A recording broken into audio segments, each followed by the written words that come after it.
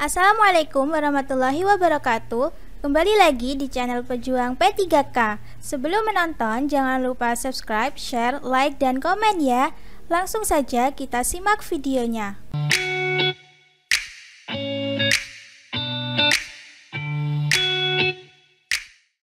1. Filing sistem kronologis adalah: A. Sistem penyimpanan arsip berdasarkan pada pokok masalah surat. B. Sistem penyimpanan dan penemuan kembali arsip berdasarkan pada nomor urut di buku arsip. C. Sistem penyimpanan dan penemuan kembali arsip berdasarkan tanggal pembuatan surat. D. Sistem penyimpanan dan penemuan kembali arsip berdasarkan tanggal pelaksanaan kegiatan. E. Sistem penyimpanan dan penemuan kembali arsip berdasarkan asal pengirim surat. Jawabannya adalah C. Sistem penyimpanan dan penemuan kembali arsip berdasarkan tanggal pembuatan surat. Pembahasan. Filing sistem kronologis adalah sistem di mana arsip disimpan dan ditemukan kembali berdasarkan tanggal pembuatan surat atau dokumen. Dengan demikian, arsip-arsip yang sama tanggal akan ditempatkan bersama-sama dalam urutan kronologis. 2. Judul arsip, penawaran printer. Filing sistem yang digunakan adalah sistem: A. Abjad, B. Subjek, C. Tanggal, D. Nomor, E. SND. Jawabannya adalah B. Subjek. Pembahasan.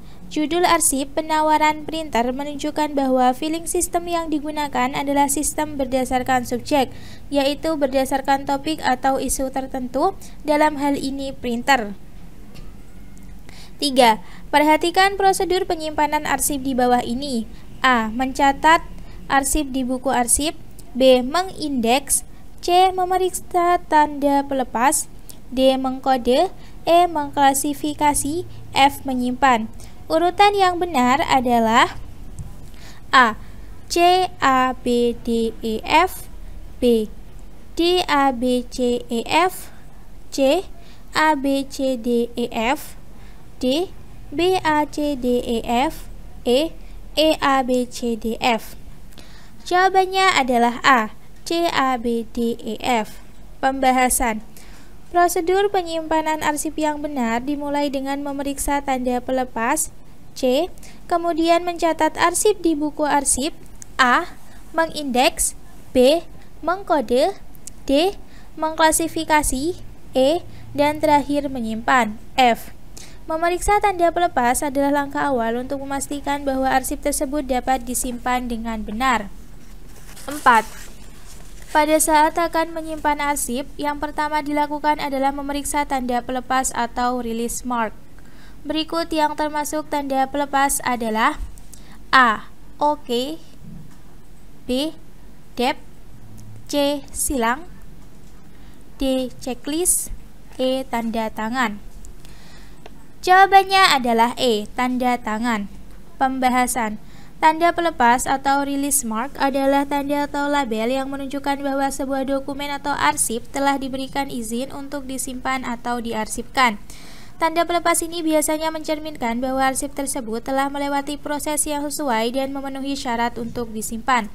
Tanda tangan sering digunakan sebagai tanda pelepas atau otorisasi untuk menyimpan arsip. Tanda tangan menunjukkan persetujuan atau legitimasi untuk mengarsipkan dokumen atau arsip. 5. Berikut merupakan langkah-langkah penyimpanan arsip digital. 1. Scan atau pindahi dokumen. 2. Buatlah folder dan beri nama sesuai dengan dokumen yang akan disimpan. 3. Siapkan dokumen yang akan disimpan secara digital. 4. Pindahkan file hasil scanning. Urutan yang benar, langkah-langkah penyimpanan arsip digital tersebut adalah: A. 1, 2, 3, 4. B. 2, 3, 4, 1. C. 3, 4, 2, 1. D. 4, 3, 2, 1. E. 2, 3, 1, 4. Jawabannya adalah E. 2, 3, 1, 4. Pembahasan. Langkah-langkah penyimpanan arsip digital yang benar adalah sebagai berikut. 1. Siapkan dokumen yang akan disimpan secara digital. 2. Buatlah folder dan beri nama sesuai dengan dokumen yang akan disimpan. 3. Scan atau pindahi dokumen. 4. Pindahkan file hasil scanning. Sehingga langkah-langkah penyimpanan arsip digital yang benar adalah mulai dari persiapan dokumen, membuat folder, melakukan scanning, dan kemudian memindahkan file hasil scanning. 6. Dalam sistem arsip elektronik, komputer beroperasi merubah bentuk dari arsip berbentuk analog menjadi arsip berformat digital, elektromagnetik, optikal. Dalam hal ini, komputer bermanfaat dalam proses A. Digitalisasi arsip, B. Alih media arsip, C. Elektronisasi arsip, D. Transformasi data, E. Alih media data. Jawabannya adalah A. Digitalisasi arsip. Pembahasan. Dalam konteks tersebut, komputer berfungsi dalam proses digitalisasi arsip, yaitu merubah bentuk arsip dari format analog menjadi format digital seperti format elektromagnetik atau optikal, sehingga arsip dapat disimpan dan dikelola secara elektronik. Digitalisasi arsip merupakan langkah penting dalam mengubah arsip tradisional menjadi arsip elektronik yang lebih mudah dikelola dan diakses. 7. Daur hidup arsip elektronik meliputi A. Creation and use, distribution, maintenance, disposition. B. Creation, distribution and use, disposition, maintenance. C. Maintenance, disposition, maintenance, distribution. D. Creation and storage, distribution and use, maintenance, disposition. A. Storage, distribution, maintenance, use. Jawabannya adalah D. Creation and storage, distribution and use, maintenance, disposition. Pembahasan. Daur hidup arsip elektronik melibatkan langkah-langkah sebagai berikut. 1. Pembuatan dan penyimpanan atau creation and storage. Arsip elektronik pertama kali diciptakan atau dihasilkan dan kemudian disimpan dalam sistem penyimpanan elektronik. 2. Distribusi dan penggunaan atau distribution and use. Arsip elektronik dapat didistribusikan kepada pihak-pihak yang berwenang dan digunakan sesuai keperluan. 3. Pemeliharaan atau maintenance. Arsip elektronik perlu dipelihara selama periode yang ditentukan untuk memastikan integritas dan ketersediaan data. 4. Pembuangan atau disposition. Pada akhir daur hidupnya, arsip elektronik perlu dibuang atau dihapus sesuai dengan kebijakan dan peraturan yang berlaku. 8. Langkah awal yang perlu diperhatikan dalam mengimplementasikan arsip elektronik adalah A. Instalasi, B. Membuat pilot project, C. Training, D. Support and pemeliharaan, E. Evaluasi kebutuhan. Jawabannya adalah E. Evaluasi kebutuhan. Pembahasan. Langkah awal yang perlu diperhatikan dalam mengimplementasikan arsip elektronik adalah mengevaluasi kebutuhan organisasi terkait dengan pengelolaan arsip elektronik. Evaluasi ini mencakup pemahaman tentang jenis data yang perlu disimpan, kebijakan penyimpanan dan pengelolaan yang diperlukan, serta persyaratan teknis yang diperlukan. Dengan melakukan evaluasi kebutuhan ini, organisasi dapat memastikan bahwa sistem arsip elektronik yang akan diimplementasikan memenuhi kebutuhan dan tujuan mereka. Setelah evaluasi kebutuhan, langkah-langkah seperti instalasi, pembuatan pilot project, pelatihan, dukungan, dan pemeliharaan dapat dijalankan sesuai dengan hasil evaluasi tersebut. 9. Sebagai sebuah sistem, aplikasi sistem kearsipan perlu untuk memiliki keamanan yang memadai. Oleh karena itu, sistem harus menjaga informasi dari pihak yang tidak berhak mengakses. Hal ini sesuai dengan aspek A. Integrity, B. Non-repudiation, C. Authentication, D. Availability, E. Privacy. Jawabannya adalah E. Privacy. Pembahasan. Dalam konteks sistem kearsipan, menjaga informasi dari pihak yang tidak berhak mengakses adalah bagian dari aspek privacy. Privasi berkaitan dengan melindungi informasi pribadi dan sensitif dari akses yang tidak sah atau tidak berwenang. Sistem kearsipan perlu memiliki langkah-langkah dan kontrol yang memadai untuk menjaga privasi informasi dalam arsip agar hanya orang yang berhak memiliki akses ke data tersebut. Integrity atau integritas, non-repudiation atau tidak dapat disangkal, authentication atau autentikasi, dan availability atau ketersediaan juga penting dalam keamanan sistem kearsipan, tetapi dalam konteks ini yang paling relevan adalah privacy. 10. Alat yang digunakan untuk memindai dokumen disebut A. Komputer, B. Printer, C. Fotokopi, D. Scanner, E. Risograf. Jawabannya adalah D. Scanner. Pembahasan. Alat yang digunakan untuk memindai dokumen menjadi format digital disebut scanner. Scanner bekerja dengan cara mengambil gambar atau teks dari dokumen fisik dan mengubahnya menjadi data digital yang dapat disimpan atau dicetak. Komputer, printer, fotokopi, dan risograf adalah perangkat yang terkait dengan pemrosesan dan reproduksi dokumen. Tetapi scanner adalah alat yang digunakan untuk memindai dokumen ke dalam bentuk digital. 11. Sistem arsip elektronik memiliki beberapa manfaat. Salah satu manfaat sistem arsip elektronik adalah A. Kemungkinan file hilang banyak sangat besar. B. Arsip sangat beresiko untuk mengalami kerusakan. C. Mudah melakukan recovery data. D. Pengindeksan yang kaku dan mudah dimodifikasi. E. Boros tempat. Jawabannya adalah C. Mudah melakukan recovery data. Pembahasan. Salah satu manfaat dari sistem arsip elektronik adalah kemudahan dalam melakukan pemulihan atau recovery data.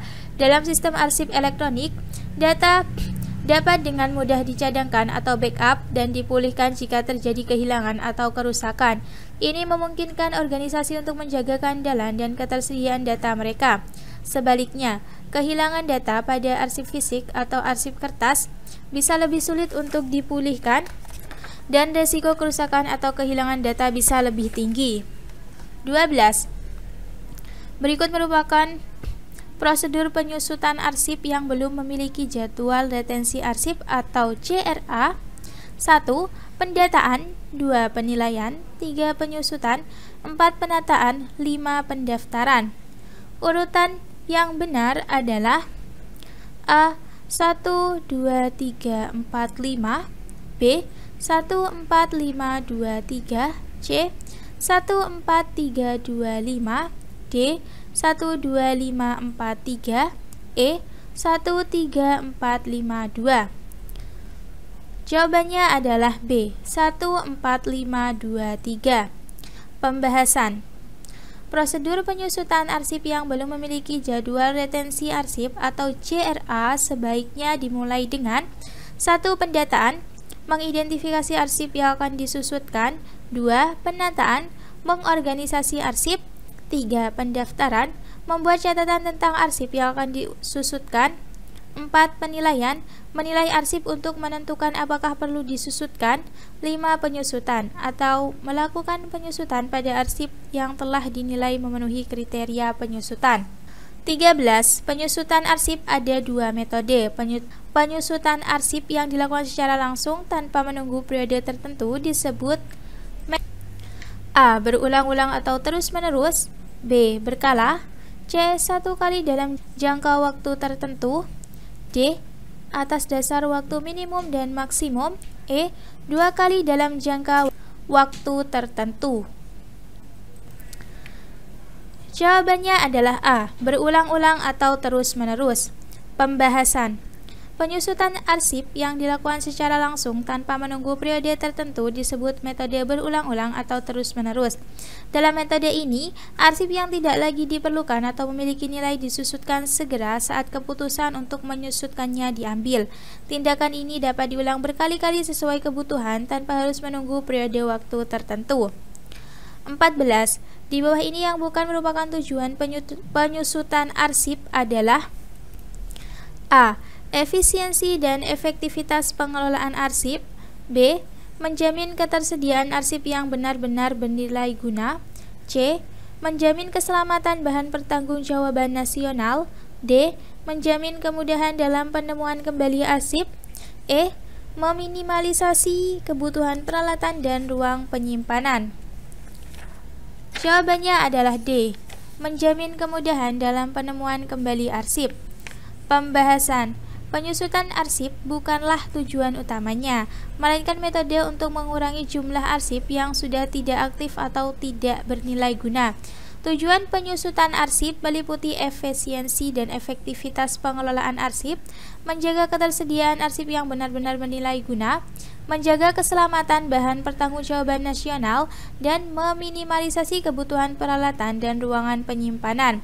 Penyusutan arsip sebenarnya dapat meningkatkan kemudahan dalam penemuan kembali arsip dengan mengurangi noise atau informasi yang tidak relevan dalam sistem arsip. 15. Untuk menghindarkan terjadinya penumpukan kumulasi jumlah arsip di suatu kantor, perlu dilakukan A. Pemindahan, B. Pemusnahan, C. Penyerahan, D. Pembakaran, E. Penyusutan. Jawabannya adalah E. Penyusutan. Pembahasan. Untuk menghindari terjadinya penumpukan kumulasi jumlah arsip di suatu kantor, perlu dilakukan penyusutan. Penyusutan arsip adalah proses mengurangi jumlah arsip yang sudah tidak aktif atau tidak diperlukan lagi, sehingga hanya arsip yang benar-benar penting dan berharga yang disimpan. Ini membantu menjaga ketersediaan ruangan penyimpanan dan mempermudah manajemen arsip yang lebih efisien. Pemindahan, pemusnahan, penyerahan, dan pembakaran mungkin diperlukan untuk arsip yang sudah tidak aktif, tetapi penyusutan adalah langkah awal untuk mengatasi penumpukan arsip.